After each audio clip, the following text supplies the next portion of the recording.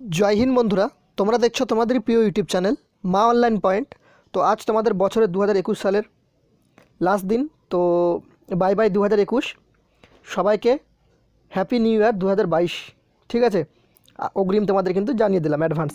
ঠিক আছে, আমরা রেলওয়ে রিক্রুটমেন্ট বোর্ডের যে অফিসিয়াল ওয়েবসাইটে রয়েছি, RRB official website, railway recruitment বোর্ডের তোমাদের অফিসিয়াল ওয়েবসাইট তোমরা দেখতে পাচ্ছ। আরআরবি এখানে বিভিন্ন ধরনের যতটি আরআরবি রয়েছে রিক্রুটমেন্ট বোর্ড সম্পূর্ণগুলোর কিন্তু এখানে যে লিস্ট, সেই লিস্টটি কিন্তু দেওয়া রয়েছে। ওকে, তোমরা দেখেছো আরপিএফ রেলওয়ে রিক্রুটমেন্ট ফোর্স বা আরপিএফ এসআই যে তোমাদের যে ভ্যাকেন্সি রয়েছে সেটা সম্পর্কে তোমাদের কিন্তু আজকে তোমাদের আমি ডাউট ক্লিয়ার করব। ঠিক আছে, বা আরপিএফ এসএফ যেটা তোমাদের রয়েছে স্পেশাল ফোর্স, তো সম্পূর্ণ কিছু ডাউট ক্লিয়ার করব। কেন তোমাদের আরপিএফের ভ্যাকেন্সি বেরোয় না, কবে থেকে আবেদন শুরু হবে, সম্পূর্ণ কিছু তোমাদের বলছি। দেখে নাও ফার্স্ট অল, তোমাদের এখানে আরপিএফের এক্সাম সিলেবাস যদি তোমরা দেখে থাকো, আরপিএফ কনস্টেবলের ক্ষেত্রে কিন্তু তোমাদের 10 ক্লাস স্ট্যান্ডার্ডে কিন্তু হাই স্কুল লেভেলে কিন্তু যে প্রশ্ন, সেই প্রশ্নটা হয়ে থাকে। RPF exam syllabus for SI constable উভয়।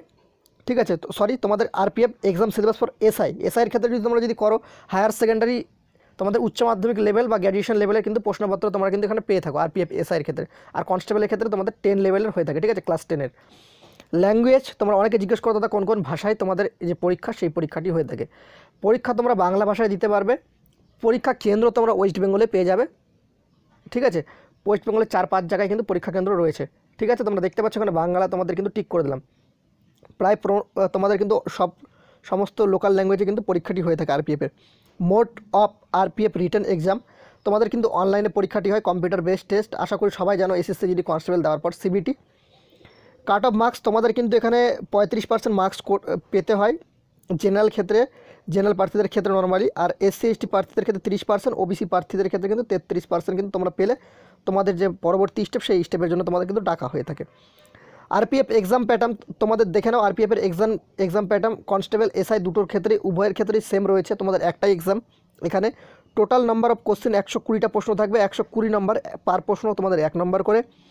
Type of question multiple choice, একটা প্রশ্নে কিন্তু 4টা তোমাদের অপশানের উত্তর থাকবে। ঠিক আছে, যেটা সঠিক উত্তর সেটাকে তোমাদের কিন্তু যে কম্পিউটার দ্বারা অনলাইনে টিক করতে হবে।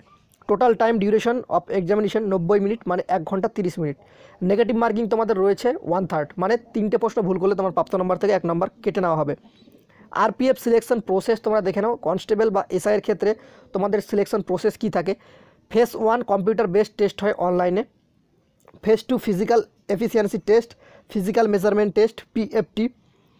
ফেজ 3তে তোমাদের ডকুমেন্টস ভেরিফিকেশন হয়ে থাকে। ফাইনালে medical test and final merit list হয়ে থাকে। ওকে, আরপিএফ এক্সাম সিলেবাস তোমাদের তো বলে দিলাম, সিবিটি তোমাদের যেগুলো হয়। তো কী কী হয়ে থাকে সেটা তোমাদের এক ঝলক দেখিয়ে দিই। জেনারেল অ্যাওয়ারনেসের ক্ষেত্রে 50টা প্রশ্ন 50 নম্বর। আর্থমেটিক মানে অঙ্ক তোমাদের 35টি প্রশ্ন 35 নম্বর। জেনারেল ইন্টেলিজেন্স রিজনিংয়ের ক্ষেত্রে তোমাদের কিন্তু 35টি প্রশ্ন 35 নম্বর। ঠিক আছে, তো তোমরা দেখতে পাচ্ছ জেনারেল অ্যাওয়ারনেস 50টা প্রশ্ন।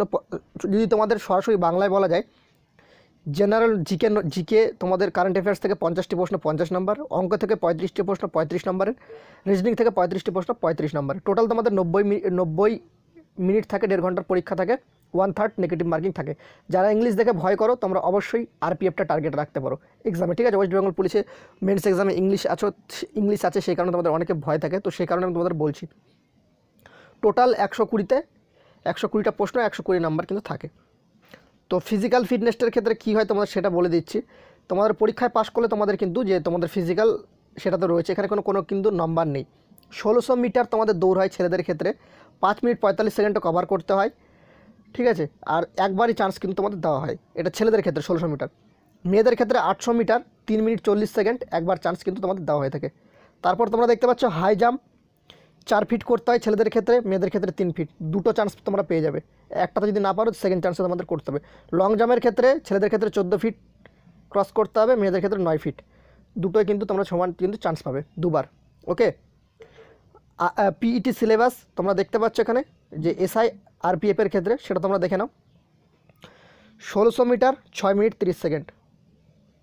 ফার্স্ট অল তোমরা দেখলে যেটা, সেটা হচ্ছে কিন্তু কনস্টেবল অন স্ক্রিন, তোমরা এটা কনস্টেবল দেখলে। ওকে, কনস্টেবলটা দেখলে 5 মিনিট 45 সেকেন্ড ছেলেদের ক্ষেত্রে, আর মহিলাদের ক্ষেত্রে 3 মিনিট 40 সেকেন্ড 800 মিটার। ঠিক আছে, একটু তোমাদের রানিংটা একটু হার্ড হয়। এবার তোমাদের এসআইয়ের ক্ষেত্রে, আরপিএফ এসআই যে রয়েছে, সেই ভ্যাকেন্সির ক্ষেত্রে 1600 মিটার দৌড় হয় 6 মিনিট 30 সেকেন্ড ছেলেদের ক্ষেত্রে, মেয়েদের ক্ষেত্রে 800 মিটার দৌড় হয় 4 মিনিট, একবার করে চান্স পাবে। হাই জাম্পের ক্ষেত্রে 3 ফিট 9 ইঞ্চি যেটাকে বলে, আর মহিলাদের ক্ষেত্রে 3 ফিট। ঠিক আছে, পুরুষদের ক্ষেত্রে 3 ফিট 9 ইঞ্চি, মহিলাদের ক্ষেত্রে 3 ফিট, দুটো করে চান্স পাবে। লং জাম্পের ক্ষেত্রে 12 ফিট 9 ফিট, মহিলাদের ক্ষেত্রে দুটো চান্স কিন্তু তোমরা পেয়ে যাবে। RPF constable SI, RPF physical standard test syllabus, RPF constable, RPF SI under, দেখতে পাচ্ছ কেন তোমাদের উচ্চতা কিন্তু সেমই দেওয়া থাকে। আনরিজার্ভ বা ওবিসি ক্যান্ডিডেটের ক্ষেত্রে 165 সেন্টিমিটার পুরুষদের ক্ষেত্রে, মহিলাদের ক্ষেত্রে 157 সেন্টিমিটার, বুকের ছাতি কিন্তু 80 করতে হয়, ফুলিয়ে 85 সেমি, মহিলাদের কোনো বুকের ছাতি মাপা হয় না। এসসি এসটি প্রার্থীদের ক্ষেত্রে ছেলেদের ক্ষেত্রে 160 সেন্টিমিটার, মহিলাদের ক্ষেত্রে 152 সেন্টিমিটার, বুকের ছাতি লাগে ছেলেদের শুধুমাত্র ছেলেদের 76.2 সেন্টিমিটার থেকে 81.2 সেন্টিমিটার ফোলাতে হবে। গোর্খা, গারওয়ালি, ডোগরা, মারাঠা যারা রয়েছে 163 সেন্টিমিটার ছেলেদের ক্ষেত্রে, মহিলাদের ক্ষেত্রে 155, বুকের ছাতি 80 থেকে 85। ওকে, তোমরা দেখে নিলে তোমাদের কী কী হয়ে থাকে আরপিএফ কনস্টেবলে, ঠিক আছে।